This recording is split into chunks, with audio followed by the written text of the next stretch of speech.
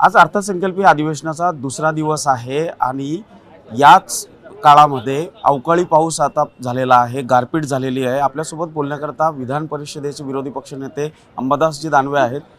दानवे साहेब, काय सांगाल? आज अवकाळी पाऊस तर बऱ्याच ठिकाणी तर झालेला आहे। खरं तर हा अवकाळी हा काय पावसाचा काळ नाही आहे। फेब्रुवारी एंडिंग जानेवारी ते असा पाऊस झालेला आहे। आणि काल मला जालना जिल्ह्यातून जाफराबाद वगैरे भागातून फोन आला, 1-1 फूट गारपीट झालेली शेतामध्ये साचलेली आहे।